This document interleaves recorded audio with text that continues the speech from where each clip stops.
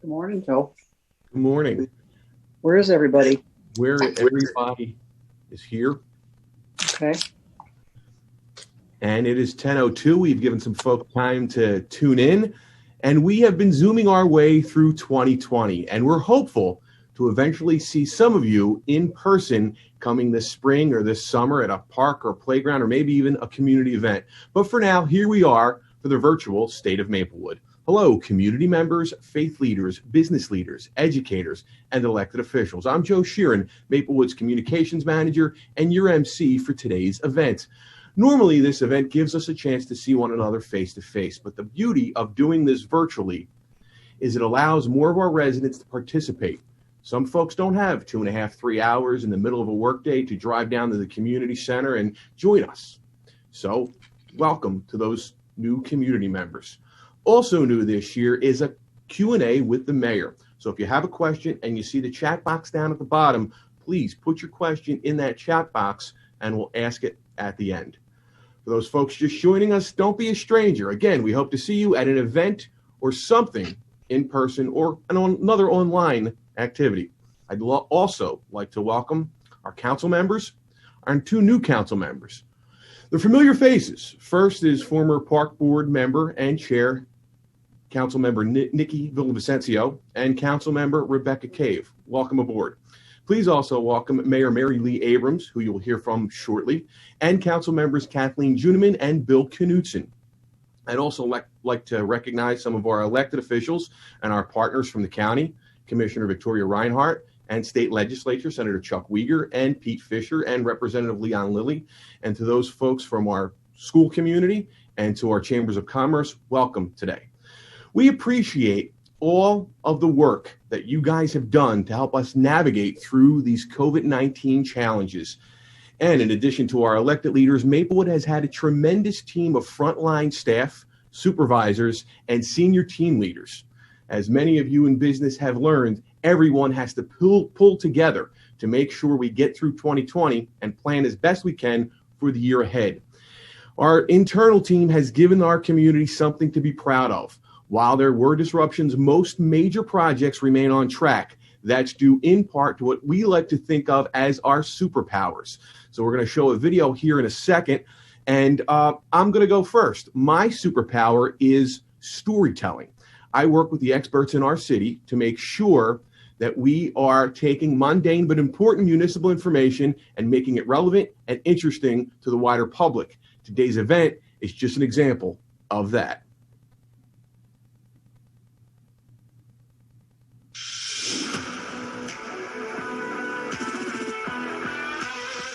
I'm Steve Love. I'm the Public Works Director and City Engineer.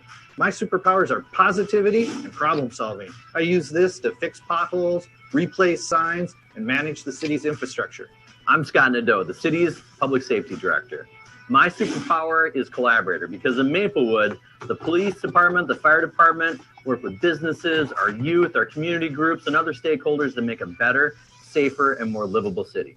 I'm Michael Folds, IT Director, and my superpower is psychokinesis, or the ability to interact with physical systems without ever physically touching them. I use this all the time at people's desks to miraculously solve their computer problems without ever touching their computer. I'm Ellen Falstaff, and I'm the city's finance director. My superpower is kind of like 3D vision. Numbers just pop off the page for me, and I'm able to use that information and answers. I'm Melinda Coleman, and I'm a maximizer. I connect people and resources to make great projects that are fiscally responsible and represent the best interest of our community. I'm Mike Sable, Assistant City Manager, HR Director. My superpower is sort of like a Swiss Army knife. Each day, you never know which tool you're going to need. Whether I'm doing labor negotiations or helping and coaching an employee through a difficult issue, I have to have all of those tools available all at once, and I never know what I'm going to need next. My name is Jeff Thompson, and I'm the Community Development Director. And my superpower is seeing the future, recognizing development patterns and planning for a vibrant economy in Maplewood. I'm Audra Robbins, Parks and Recreation Manager. My superhero power is adaptability. I thrive in changing situations and love taking on new challenges. I'm Andrea Sint, the City Clerk. My superpower is collaborator. I like to bring the right questions to the right people to get the best outcomes.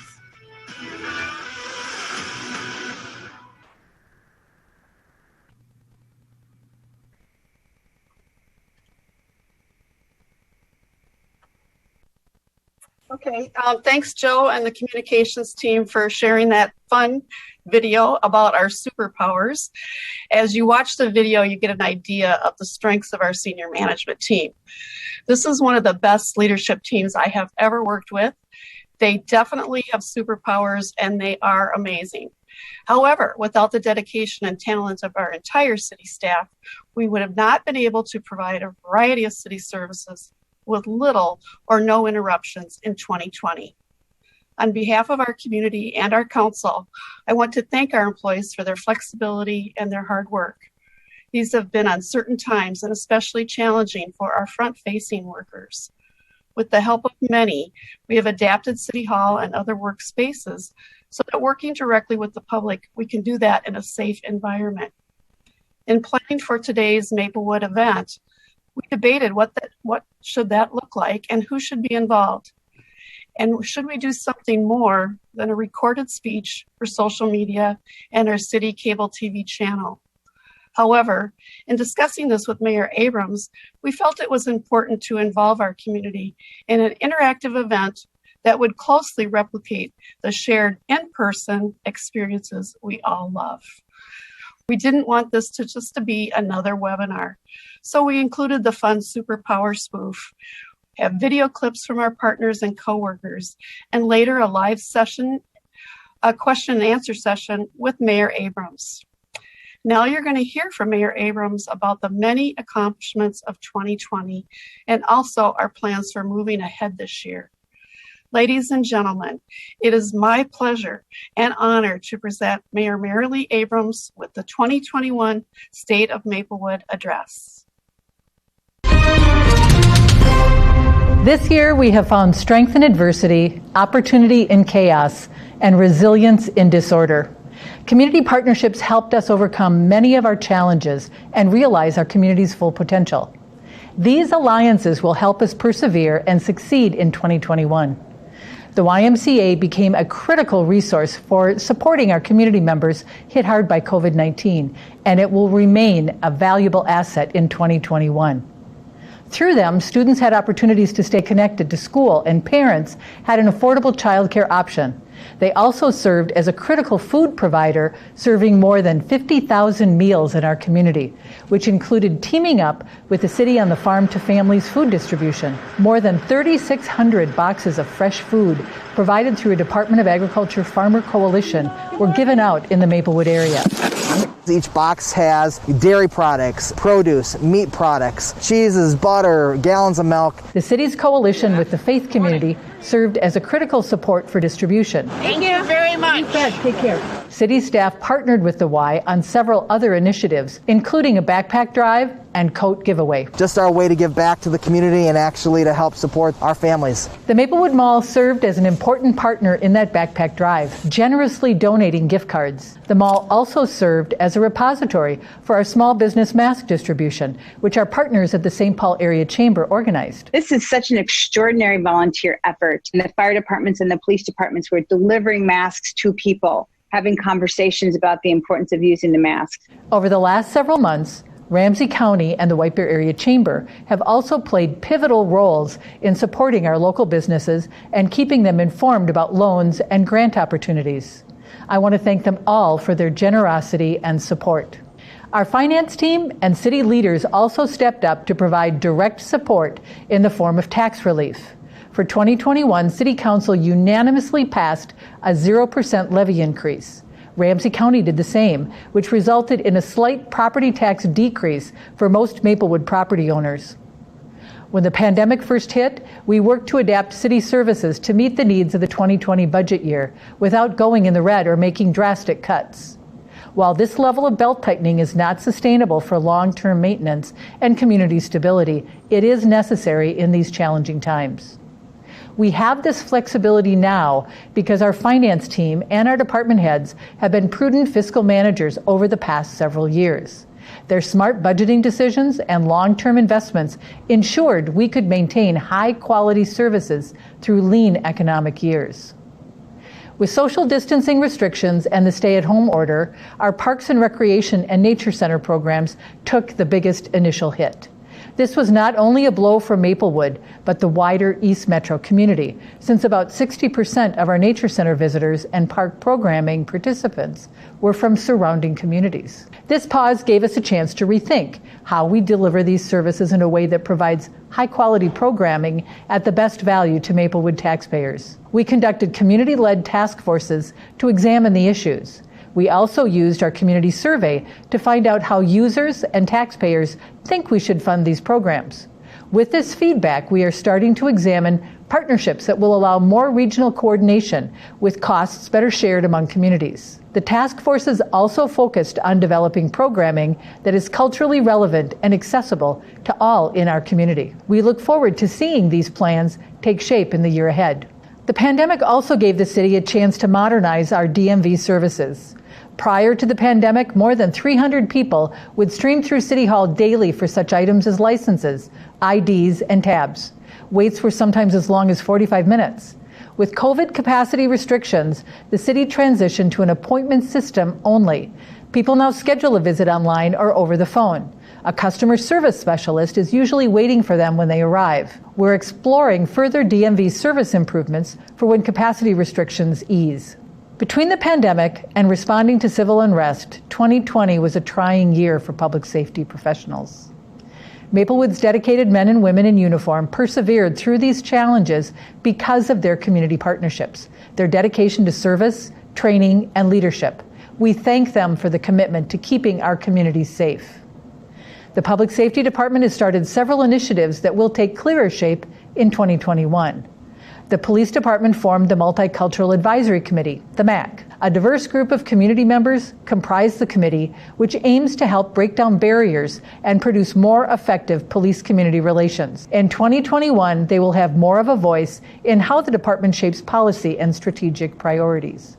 They will also represent our residents on hiring and promotional panels. In addition to the MAC, one of our officers has taken on a new role as Community Outreach Coordinator. She will direct the Public Safety Department's community engagement in coordination with the city's equity team. This position was made possible through a grant, and it demonstrates Maplewood's public safety's commitment to engaging with a variety of community members and connecting with them in meaningful ways to improve relationships and overall quality of life. Some people might want to come to me and say, I'm angry about this. What are you doing? What can you do to serve us in the city? And it's like, I want to hear that because, like I said, we do work for them. Over the past several years, this commitment to community connections and listening to our residents about effective ways to improve quality of life for all has led to our problem-solving approach. Instead of going from call to call, quelling problems in the short term only to see the issues linger, our public safety professionals are now focusing on finding solutions to the root cause of each call. One of the biggest initiatives to result was the formation of the mental health outreach team 3 years ago. Specially trained police officers and community paramedics work to identify and contact people suffering from mental illness who might not have services or support. By working with and advocating for patients, the team tries to connect people experiencing mental health crisis with programs and resources to help stabilize their lives. The hope is to curb continued mental health issues that lead to panicked 911 calls. We want to try and prevent pain and discomfort in the community as much as we want to be there to respond to it.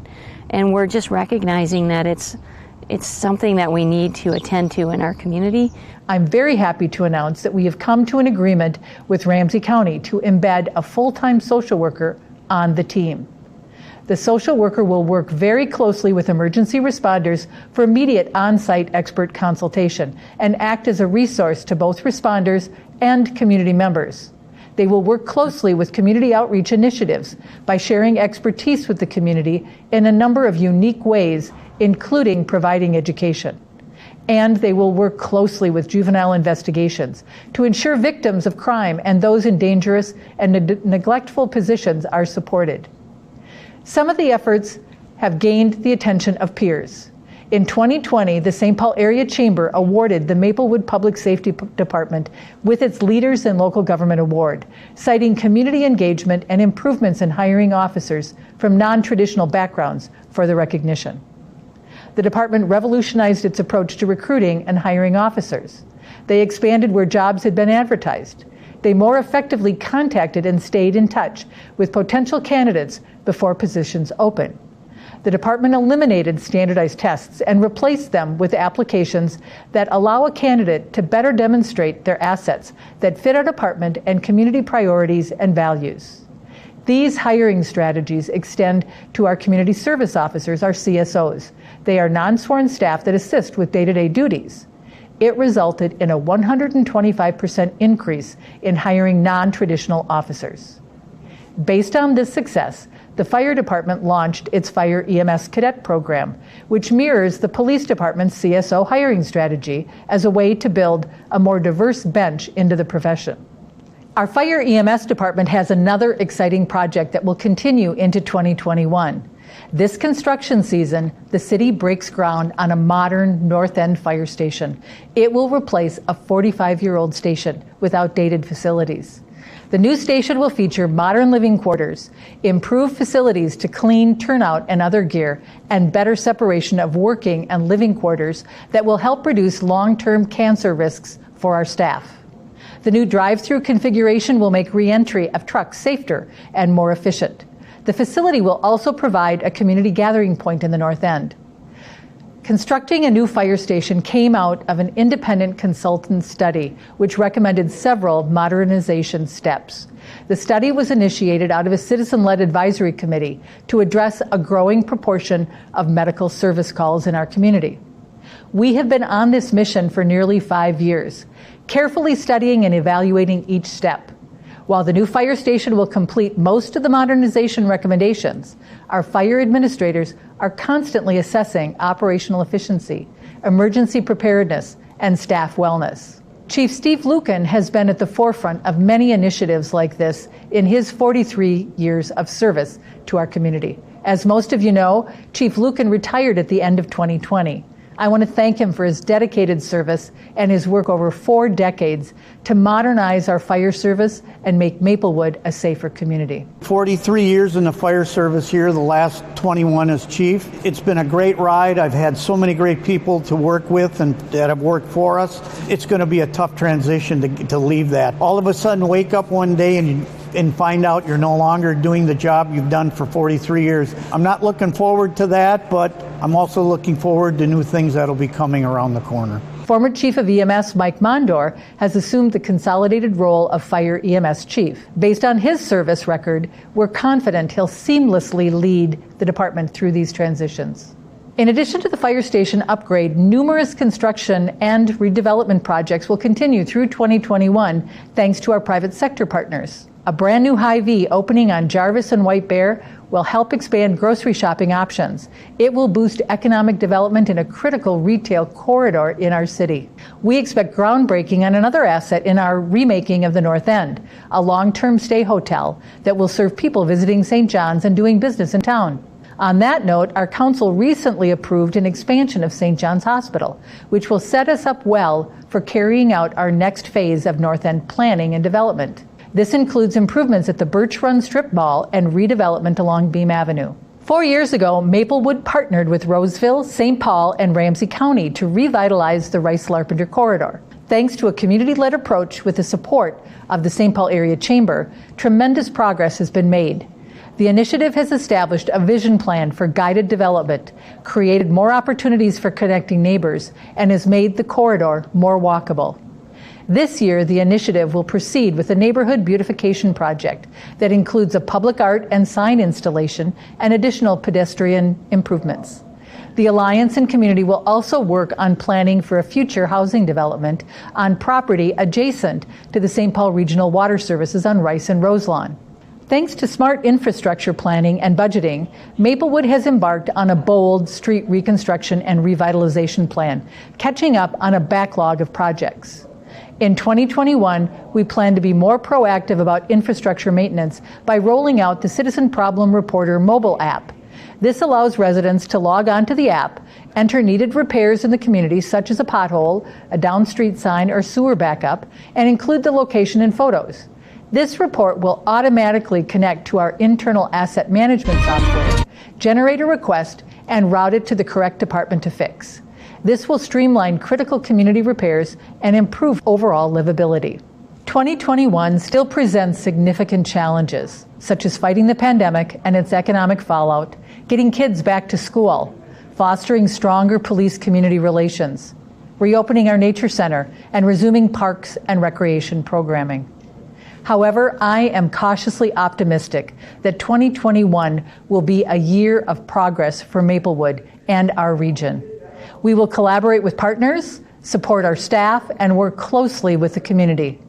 We will continue uniting with developers to ensure we're taking advantage of opportunities to revitalize and help our local businesses thrive. And we introduce a new streetway that's really green, and it's got bike paths and sidewalks, as well as the ability for cars to move through this space. We will continue connecting with our educational institutions and workforce partners to attract and hire the skilled staff that not only have the know-how for the job, but understand and are sensitive to the growing and changing needs of a diverse community. In addition to what we're going to accomplish as a city, there are a lot of things that I am personally looking forward to as a community member in 2021, like gathering with family, friends, and neighbors, being able to visit my grandson, attending church in person, dining at one of our great local restaurants, and returning to in-person gatherings and city council meetings. I can see the light at the end of a long tunnel. It shines bright, and our future looks promising. We are almost there. Thank you, Maplewood.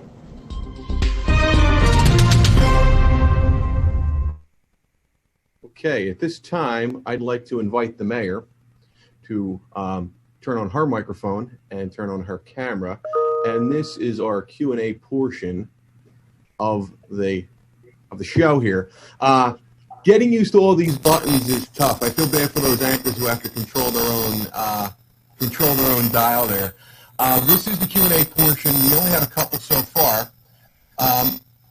Couple of questions. So if you do have a question for the mayor, it could be in a wide range of topics. We also have some of our city administrators here as well to go into some more detail in their own department. So just put your question there in the chat box. Mayor, I'll start out with the questions here since we don't have any yet. During this pandemic, you've done a lot of outreach to businesses, to faith leaders, to community members. What have you taken away, and how do we plan for the future based on those needs? Thanks. That's a great question. I think we keep doing exactly what we've been doing. Maplewood is an incredibly resilient city. We have great staff. We have dedicated employees.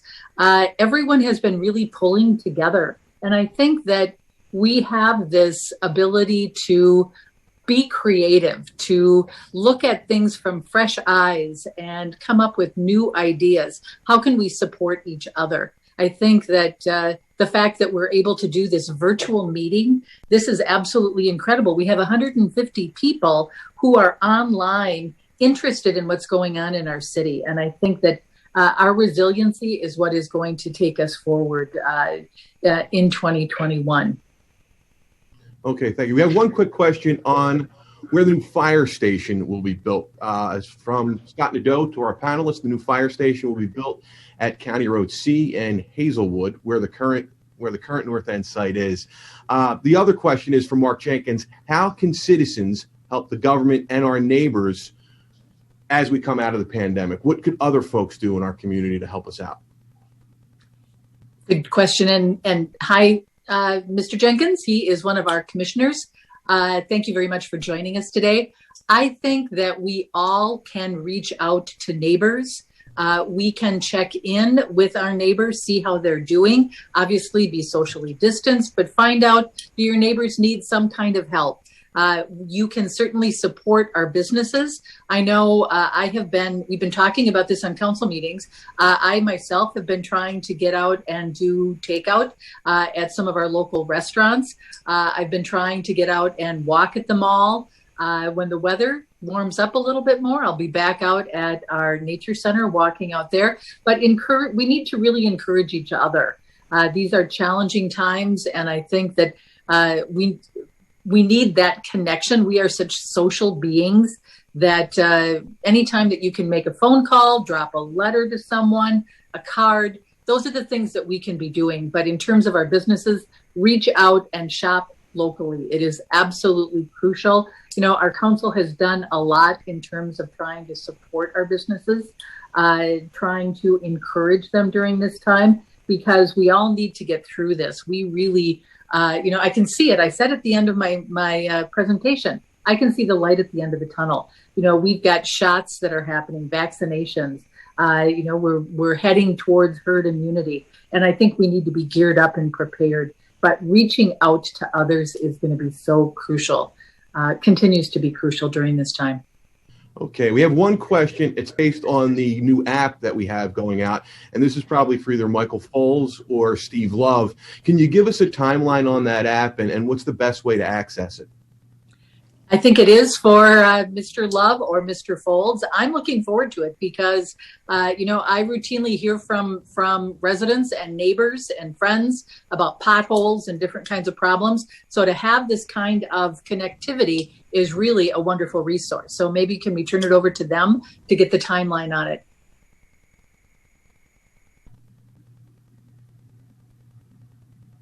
Michael, you have to unmute.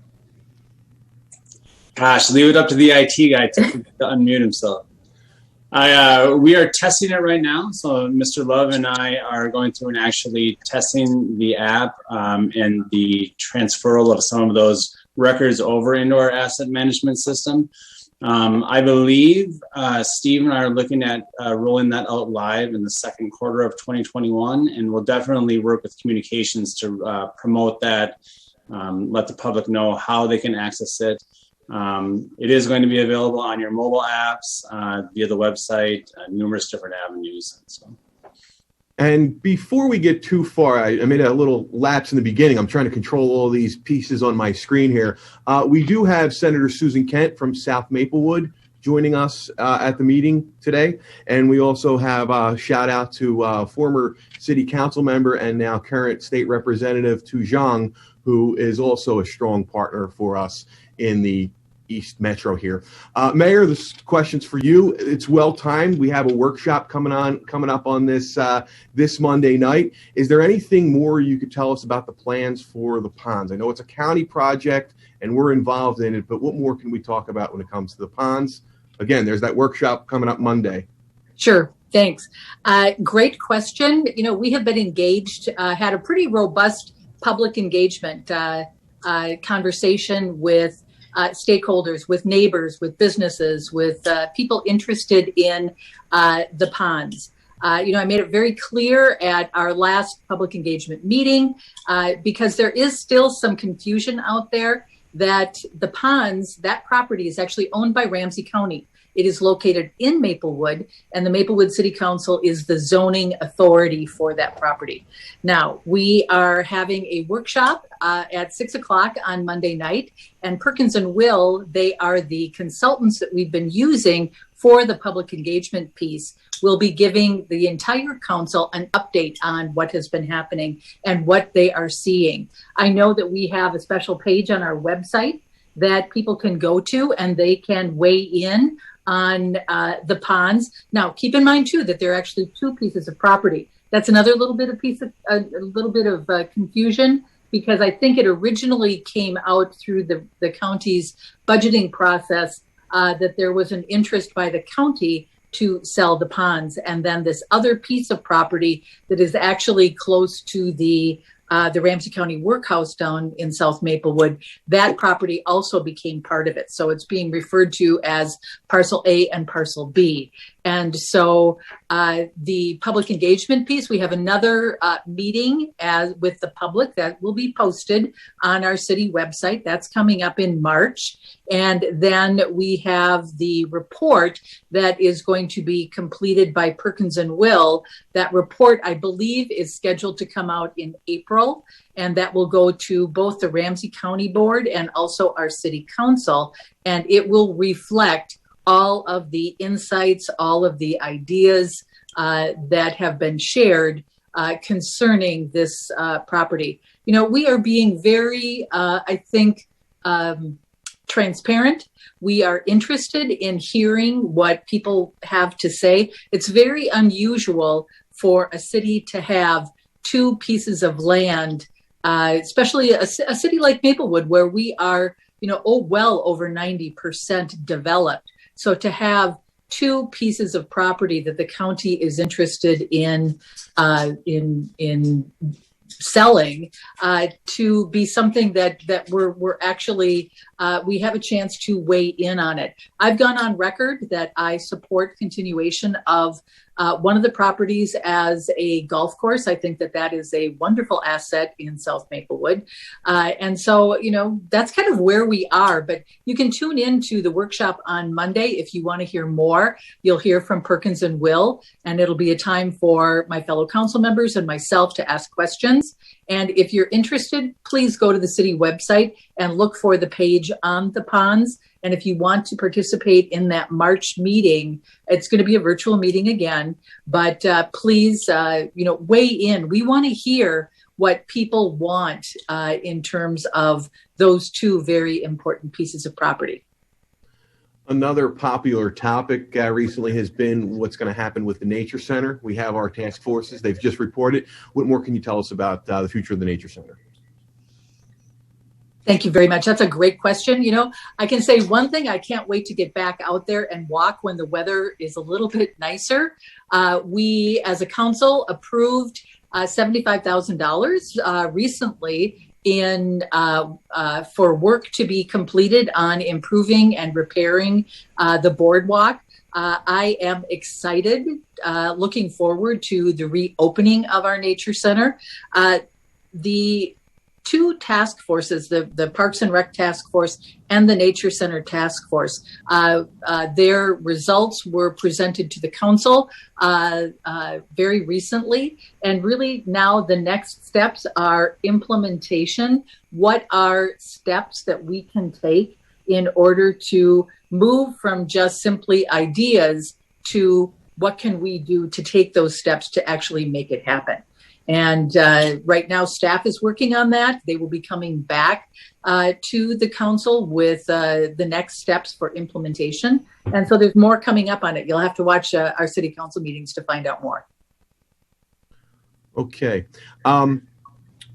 More on community development from Benjamin. When will phase 3 of Frost English Village be completed? And where does it currently stand? I think this might be a question that you could fill in, and then we might need to go to Jeff Thompson for an additional answer. And then the other question is, what's going on with the Moose Lodge and Old Town Hall? Those are really good questions. And I think Mr. Thompson, there's a lot going on in the background. And I think Mr. Thompson really is the best one to talk about what those timelines look like. There was just a very recently, this last week, an article about the Moose Lodge and what they're going to be doing in terms of new property just off of White Bear Avenue and Highway 36. So, Mr. Thompson, can you weigh in on those timelines, please? Certainly. Thank you, Mayor. And just an update on the Gladstone area. So I think the questions were on the Frost English Phase 3. So the developer who developed phases 1 and 2 on that corner does now own all of the property on that northwest corner. They closed on the liquor store, so they own all that property. And they have planned on that site a multi-tenant retail building. They have approval from the city to construct that. And it would be several retail tenants, single story on that corner. Our understanding is because of the pandemic and the impacts on retail, they've taken a pause on that project for now, but are interested in that retail project moving forward in the future. And then the other sites, the city has proactively, as sites have become available on the market, we have purchased strategic properties in the Gladstone neighborhood, position them for future redevelopment. That's first consistent with the Gladstone plan that the city has, but also recognizing that with the Rush Line bus rapid transit opening in the next several years, that with a station at Frost and English, There's a strong interest in the community, from the development community, for housing projects, both on the Moose Lodge property, and we actually are working with a developer for a potential project on what we call the Gladstone House, which is just north of the Philippine Center on Frost Avenue. So strong interest in development that's consistent with that Gladstone plan that was adopted by the city some time ago. Do you want to comment too on the Moose Lodge? Certainly. So the Moose Lodge it has just received approval to relocate to the site on Jarvis. It's just south of kind of Redeeming Love Church, kind of just east of the former Saints North roller rink. There's a former commercial building there that they are going to convert into their Moose Lodge that has been gone since they moved out of the Frost English a year and a half ago. So they are proceeding forward with that project and are hoping to open yet this year. All right. Mr. Thompson, don't go too far. I have another development question that you might be able to handle for us. Couple of things. We have a question from the managers at the Maplewood Mall. I believe, hopefully I get this question right. What more can they do to help the community? They've been a strong partner throughout the summer and spring. What more would you like to see them do? Is that for me, Joe? You referring that to me? We'll start with the mayor, and then we'll give you the harder part of the question. You know, I really appreciate the mall management, Paula Kruger and her staff. You know, I was out there when the weather was good and we were passing out masks. They have just really stepped up. I don't know if many people realize, but there is now in what used to be the Sears Automotive drive-in garage, there is now a COVID testing site there.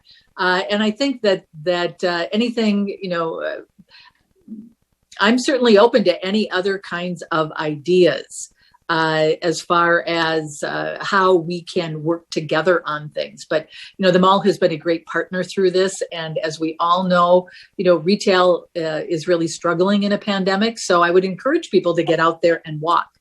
There are places that are open. I know that there are pop-ups out there. I've been in communication with an owner of one of the pop-ups out there. So Mr. Thompson, maybe you want to weigh in on this as well. Thank you, Mayor, and thanks for the question. So, you know, the North End Vision Plan that the city put a lot of effort in to kind of plan for the future of the mall area recognizes kind of the need for the success of that area to, one thing, pivot from a strictly retail to kind of a place-based of, you know, events and experiences that people can go have in that area. And the mall's done a really good job pre-pandemic on doing like food truck events. And I know there's been events in the parking lot. And I think those special events are really important to kind of activate the area around the mall to kind of demonstrate how that area can shift and change and develop over time. So I think a continued partnership on those events and to kind of activate that mall property becomes a really important solution and program to move that kind of North End Vision Plan forward. I don't know if we have Sean Finwall on the call, but another question that's directed toward her, but also maybe the mayor or Jeff Thompson could address is our city's carbon output. I know we were just awarded with the Green Step Cities Award for increasing our ability to fight climate change and mitigate and adapt to a changing climate. Is there more we could say about some of our efforts in that area? Excellent question, especially, you know, looking at what's happening with our climate. And, you know, I was just reading about the power grid down in Texas and in California and the challenges there. So one thing that some people may not realize is that we actually have a commission that deals with these kinds of issues. Councilmember Juniman is the liaison for our environmental commission, and Sean Finwall is the staff resource person for that. Maybe Sean can talk a little bit more about what it is that get into a little bit more nitty gritty about what it is that we're doing and talk about, you know, what's coming forward from the environmental commission.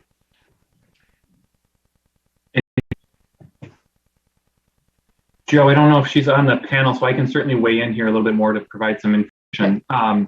So a couple things. I think the mayor's mentioned a number of things that we're doing around energy. I would point to a couple things. One, our comprehensive plan was adopted a year and a half ago, talks a significant amount about resilience and sustainability. in how we use and how we prioritize our role in kind of land use, transportation, parks and open space, utilities, all of the systems that we touch, the importance of how we can achieve some of our sustainability, resilience, and energy goals through those systems that we manage. And a more boots on the ground answer is really that climate adaptation plan. So the draft is completed, is posted on our website and available now for viewing. And you can see kind of the specific strategies we will use to kind of adapt the entire community to the climate change that we're experiencing currently in Maplewood. You know, I'd like to add too that in building the new fire station, we are looking at green building strategies for that as well. You know, that's a really important thing, that we don't just talk the talk, we walk the walk. And I believe Councilmember Kathleen Juniman is on the line, and she also sits on these committees and has a strong passion for this. I'm going to give her a chance to weigh in on some of the efforts. Thanks, Joe. The biggest thing right now is the climate adaptation plan that has just been being finalized and will be presented to the council, I believe, by the first part of May. And we just had a meeting yesterday, and our very big focus about this is how do we go about everybody. The city is already doing things, so we let people know what we're doing, but how do we involve the residents in some very, I would say, low-hanging fruit, actually, to reducing your carbon use day to day. But it will be there, it will be on the website, and we will be presenting it at a council meeting. So that is our biggest focus at the moment. Of course, the ENR, Environmental Natural Resources Commission, will be involved in all of this. That is the biggest focus at the moment. Thank you. Thank you. We actually have on the line with us Lieutenant Brian Beardeman. He has a question in there. He, just so you know, in the video you saw us talk a little bit about our Multicultural Advisory Committee. He's the liaison for that committee and has been doing some great work on gathering folks from a broad and diverse spectrum. I think one of the questions that they are talking about in that is, how do we as a city support minority-owned businesses and attract more minority-owned businesses and diverse businesses to our community?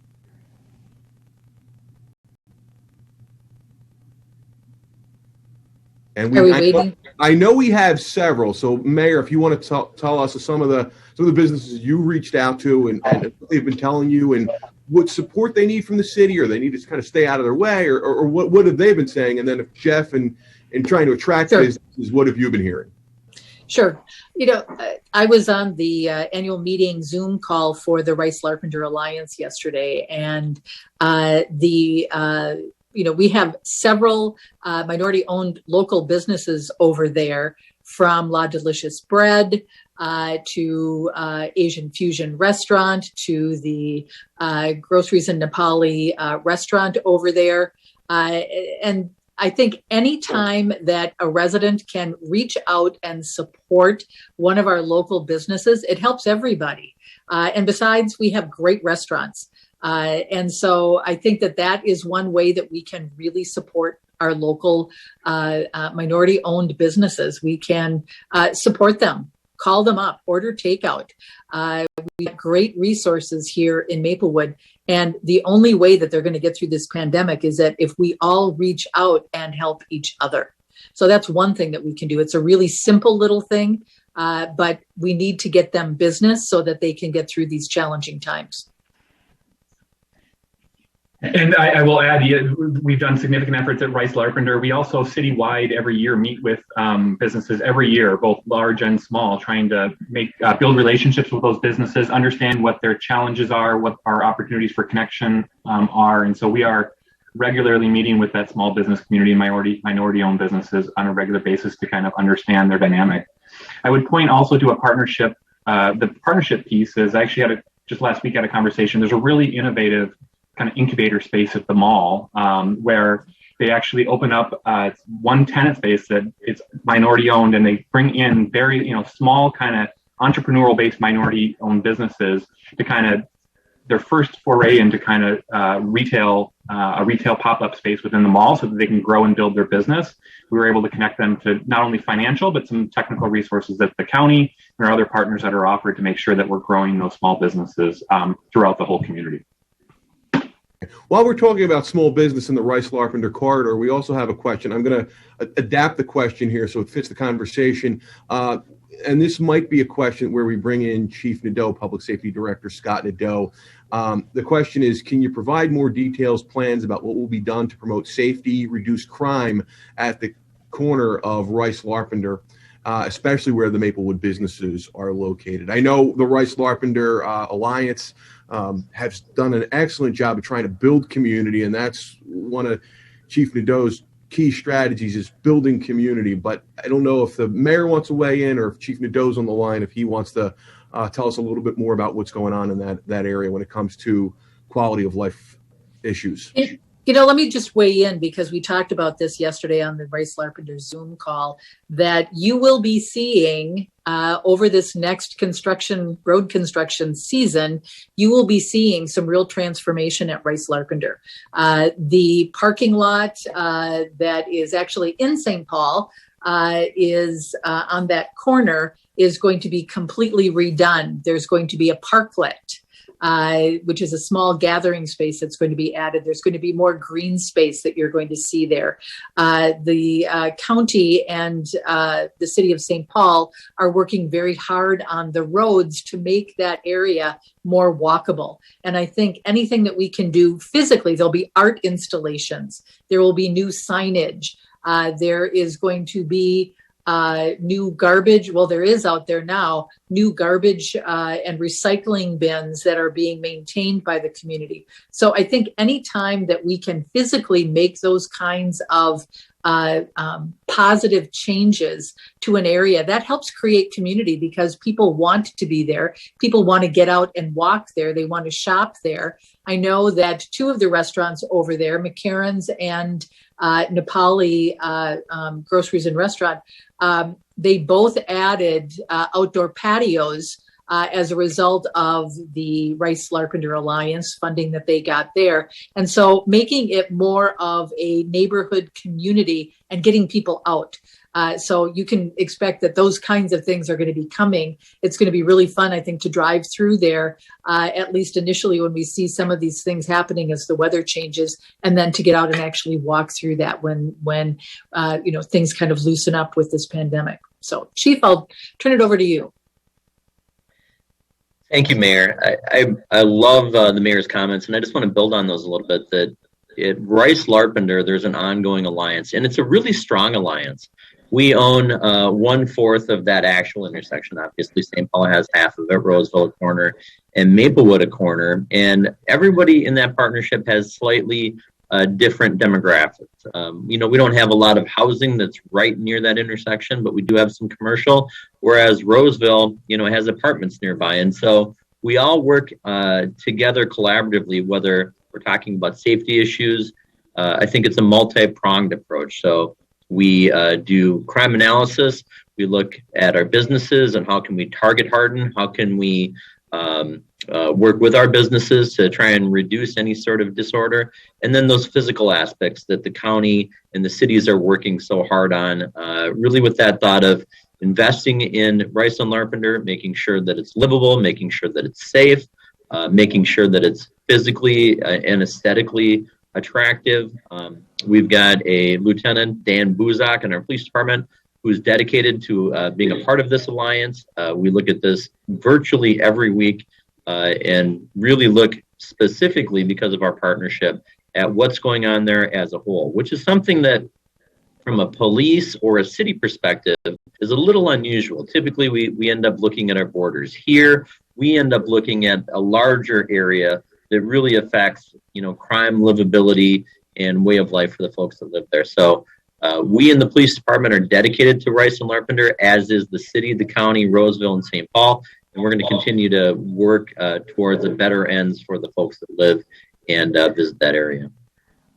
Let me just add something to that, is that the chief is absolutely right. This is a very strong alliance between three cities, but we can't forget an important partner, and that important partner is the county, because the county has done amazing things in terms of grants and funding and really supporting Rice Larpenter. And, the tagline is 3 cities, 1 county. but it is all one big neighborhood. And so I don't want to forget Ramsey County, and I know Victoria Reinhardt, our commissioner for that area, has been instrumental, as has Commissioner Trista Mattis Castillo.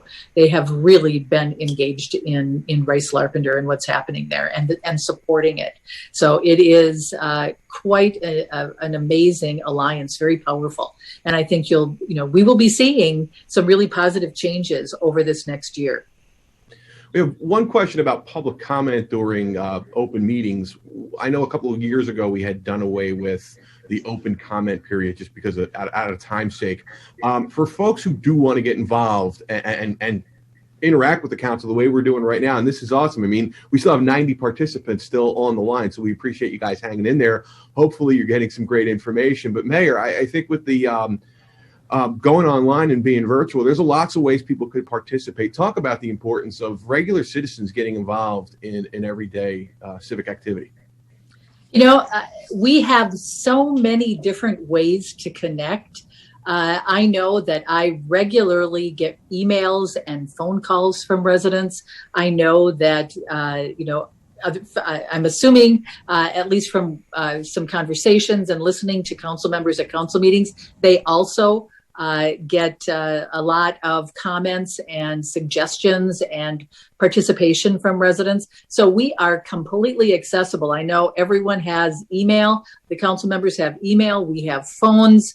And you can reach out to us at any time. That is really important. I know that all of our council members are out in the community and reaching out in the community. The public comment, since I've been on the council since 2014, I have to say that the public comment was really not much public comment. We had, a few people that came to that section during the council meetings, but it really wasn't the public. They were there to talk about their, web shows, and basically that's what they were doing, was advertising. It really wasn't public comment. If someone has something that they want to bring to the council, we certainly can add something to the agenda. But that's really not the way that the public comment section had really evolved over time. And it was really being used more to support and promote, a couple of online shows. It really was not the public commenting because they didn't come. They came as reporters. They didn't come or they were identifying themselves as reporters. And so that wasn't really public comment. So I think today, we have so many different ways. We've got our website. I just explained that, for example, if you have some comments that you want us to know about the ponds, you certainly can go to our website and add those. All council members will have access to all of that. So there are so many ways to reach out to council members and to really be known. If there is something that someone wants to bring forward, then please contact us, and we'll see about adding you to an agenda if you have an item. Yeah, we've got that available. There's so many ways today for people to connect. The fact that we have been able to have council meetings, continue to do the important business of the city and do it virtually. We still have public hearings. We do them virtually because we want to keep staff and, certainly council and our residents safe. But we're able to connect. This world is so easily connected. We appreciate everyone's time tuning in today. It's been a great event. It shows that we can have meaningful dialogue, even though it's online. And we look forward to working with all of our partners, our businesses in the year ahead. Thank you for joining us for this virtual State of Maplewood. Thank you, everyone.